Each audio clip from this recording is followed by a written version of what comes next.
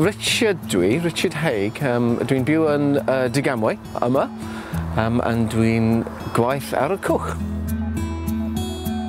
Dwi'n meddwl bod yn Gogledd Cymru, dyn ni'n gael y lle arbennig iawn am mynd chwilio. Felly, llynedd, mi brenes i y cwch mawr, Celtic Star yma, ar dechrau y busnes Celtic Cruising. Dwi'n rhedeg cwrsiau am pobl sy'n isio dysgu am chwilio, ac dwi rhedeg just cruises o gwmpas Ynys Môn, o gwmpas Penllyn.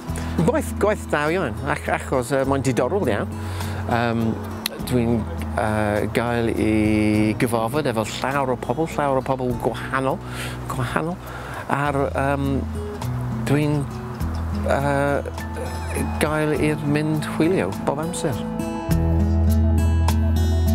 Yn wreiddiol dwi'n dod o Birmingham pan mi o'n i ifanc, o bob ar wyliau mae teulu yn neidio i mewn y car a gyrru i'r Wales o Cymru. So dwi'n cyseddio mewn cariad efo Cymru pan mi o'n i ifanc. Pan mi wnes i gyrraedd yn Cymru, fy mlantyn ar mynd i'r ysgol yn Cymru, a yn y ysgol, rhaid iddyn nhw yn dysgu Cymraeg. Felly, dweud i bod os fy mlantyn yn dysgu Cymraeg, mi fydd yn dysgu Cymraeg.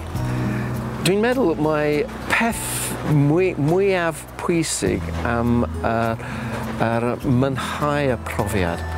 Achos, dweud y wir, mae iaith ddim yn haws, ar rhaid i chi cymryd amser i dysgu'r iaith. Weithiau dwi'n meddwl bod dwi'n gael digon. Ond weithiau mae dysgu yn mynd yn gyflym iawn. Yn ar ôl dipyn bach yn stopio am amser, and then mynd ymlaen eto.